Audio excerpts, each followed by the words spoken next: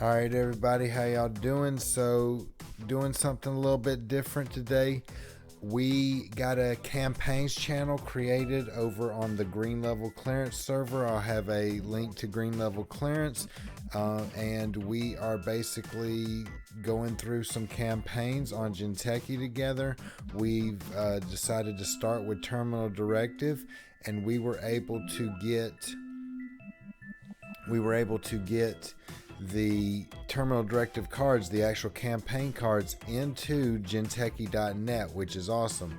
I reached out over on StemHack Slack, and in the, I can't remember what it was. I can't remember the channel. My apologies. But anyway, I reached out over there and talked with the developers, and Bob Tomato. Shout out to Bob Tomato. Reached out and provided, instantly got on it, found all the images here for everything that I'm going to show you on just a minute for all the cards. And he ended up getting all these cards, like evidence collection, into Jinteki.net. These cards right here are specifically not allowed in any format outside of the Terminal Directive campaign, and he was able to put them in. And also Sikoku, he ended up putting the stickers on them as they change. He ended up cropping those stickers on them and getting those over to Bob Tomatoes as well. And we were able to, and they were able to upload those on to Jinteki. So we've got 3 different groups of people running through this campaign right now over in campaigns. This is our first session. So if y'all want to come, if anybody else wants to come on, come join us. We need 2 more.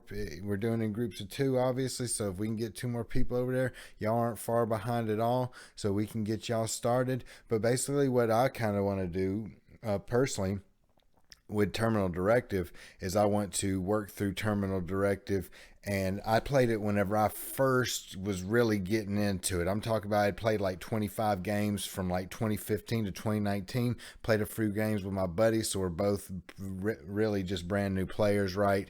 And we ended up working through Terminal Directive. I won the first game and lost the next 9. Miserable, absolutely miserable experience. And a lot of the experience for people is that it's just not a good campaign, and I'm assuming that's going to end up being my final verdict as well as I work through it this time. However, I wanted to have a number of factions combinations being played. I wanted to be able to really work through it now that I understand Netrunner and just experience it one time, and I'm able to do that. And we've got, like I said, we're playing a group of factions, we've got another group of people playing a group of factions, and any type of overlap is fine, but all of us are working through the campaign. We'll be discussing it in the campaigns chat channel over on Green Level Clearance throughout, and then we'll have a final kind of almost like a review, a book review type, like a book club almost type thing, where we just sit down and just share our experiences and talk about the campaign as a whole. And we're going to be doing a lessons learned as well from that, on stuff that we had to work through with Jinteki.net and everything. So all of those aspects will be coming from this. And after that, we're going to be jumping into Watchdog over on the Green Level, over on the campaign's channel. There's a pin up there. If you click on that, I've gotten with the help of Durgel and a few other people, I've gotten everything pinned from Watchdog to there, and there's like 2 other fan-made campaigns. I'm not sure how good any of those are, because I don't know anything about them really, but they're pinned there, and we're going to hopefully eventually be able to work through all the ones that we can on Jinteki. So once again, for Terminal Directive though, shout out to the development team for making that happen and getting those cards in Jinteki.net for us. So with that said, let's get into this campaign here.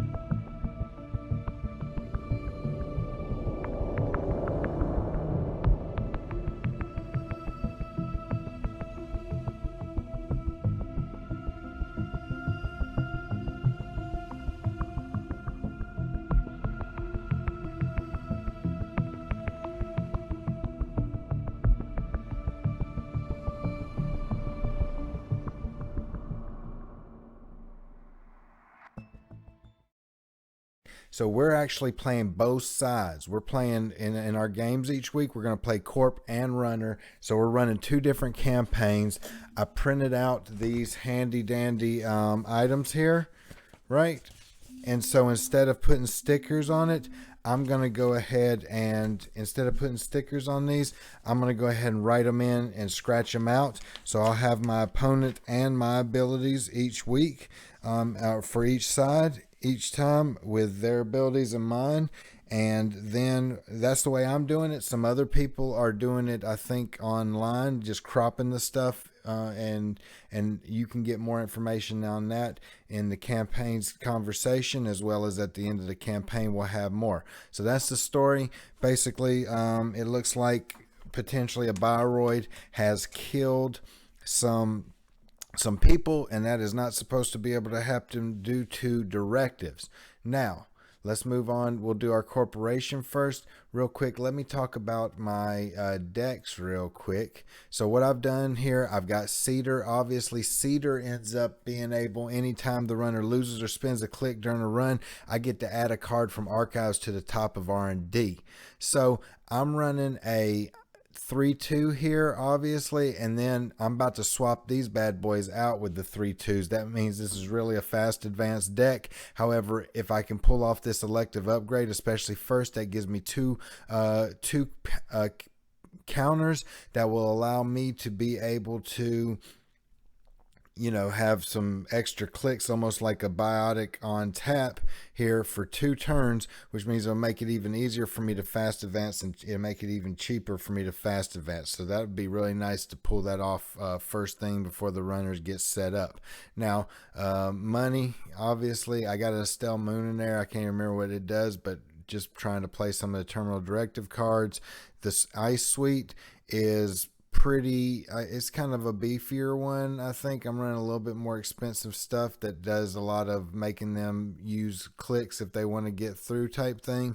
And then the big piece here where I spent most of my influence on is Hunter Seeker. As an additional cost to pay this, spend an extra click, play only if the runner stole an agenda, but I get to trash 1 card. So my hope is, even if they do steal an agenda, I've got one of these in hand, I go ahead and pop it off and trash one of those breakers to give myself a window, right? That's really my goal there. And then again, I've got a couple of other cards that are just from that set that I want to get in here. Now, the card pool is 1 original core 2012 set 1 time. You don't get 3 of every card. You get whatever came in 1 box of the core set, and then we've got the and then it's the Terminal Directive cards, and then we've got the campaign cards that come along after. All right, so let's get into the corporation side here. Well, let me go to my runner real quick. So my runner, it's a standard crim action here. I've thrown in you know, most of the normal stuff from core set, but let me see what else I got here. I don't know why I'm only running 2 account siphons. Oh, that's right, because there's only 2 account siphons in the original core. Yep, good stuff.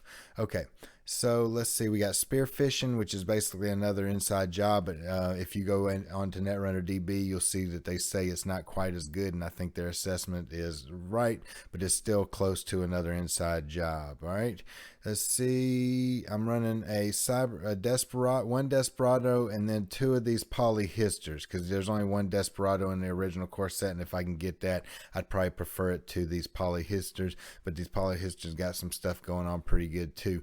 And Steve's coming back soon to standard, but he basically, when he makes a successful run on headquarters, he gets to choose 2 cards from his heap, show them to the court. Court picks one. When they're playing against Scorpio, that's not necessarily great, because Scorpio gets to trash 1 each turn and completely remove it from the game. I'm running an Abagnale. I just don't even know. I call it a Bagnale. I don't know how to say it. Anyway, that's from Terminal Directive. I'm running that for my code gate. Got Corridor for my barrier, 2 data suckers, a Femme Fatale, and then Lustig. I don't love Lustig here. It's a little pricey for my liking, but I've got it here along with a Femme. Hopefully I'll pull off a Femme though with data sucker. Would prefer it. I got 1 Parasite. And then I got some crash space for damage control. Dean Lister and Maxwell James, I really don't know how to use them yet, but hopefully I figure it out over the course of this campaign. All right, so let's get to it. All right, so let's see here. We're going to open up card 1. Says this series of cards belongs to Corp Set 1 and includes cards. Okay, cool. Let's go ahead and see what this one is. I think this is nothing. Yep. All right, here we go.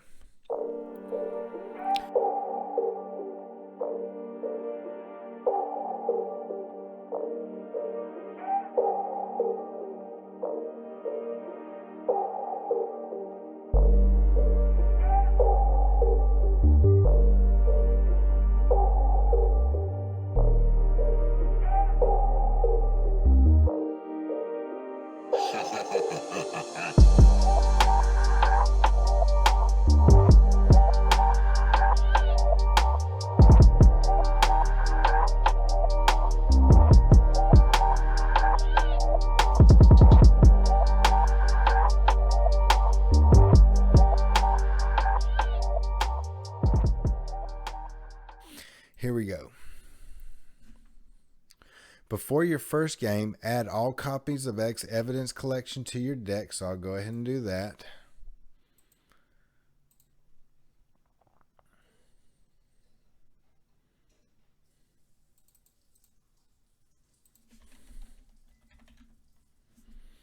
See, we got Evidence Collection 2, 3, and 4. Boom, times 3. Make sure it's the right card. It is. So beautiful. Look at that. Now, they don't necessarily have the automation in there, but oh well, right? I mean, we can work through that. We've got to work through these bad boys anyway. Then pick one.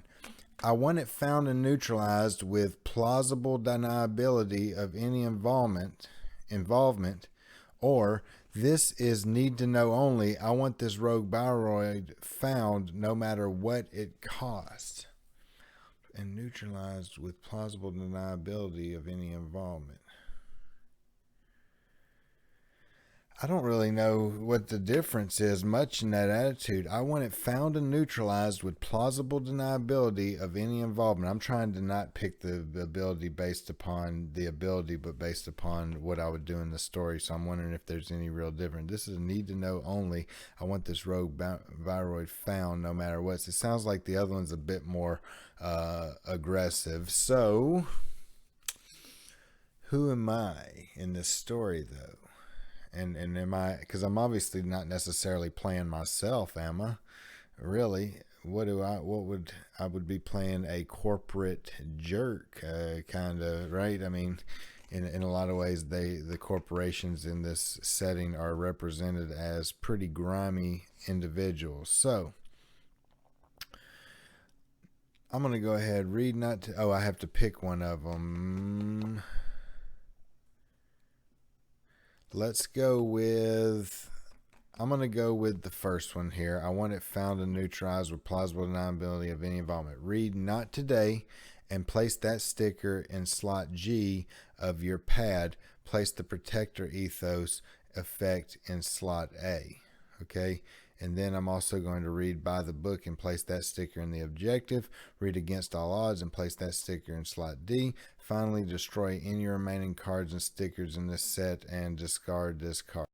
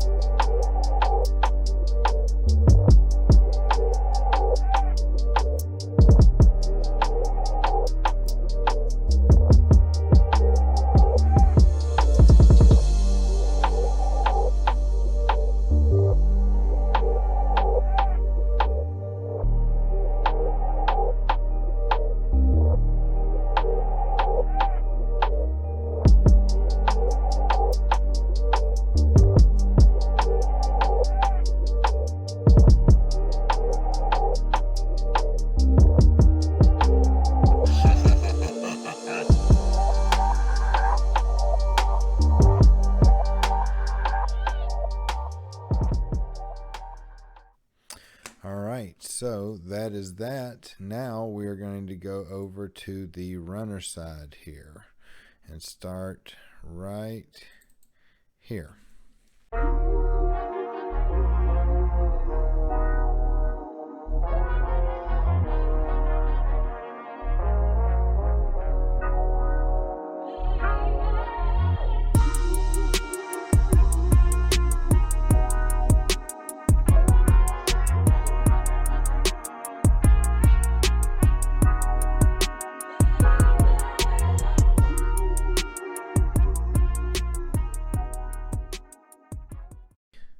So, pop this one. Before your first game, add all copies of Investigator Inez Delgado to your deck. So let's go ahead and do that.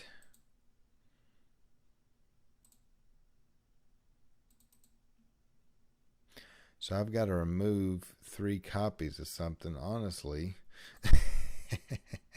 The bad thing is, I really don't want. I really want the Bank Jobs and Armitage codes more than the Dean Lister and Maxwell James. So let's see what we got here. Choose an icebreaker until the end of the run. The icebreaker has +1 for each card in your grip, and derez a piece of ice, protecting a remote server. Use this ability. I like that one better than Dean Lister here. So I'm gonna pop that. Is there another one I could pop?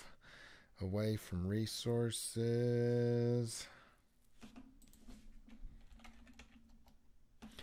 Let's see what Inez Delgado does again.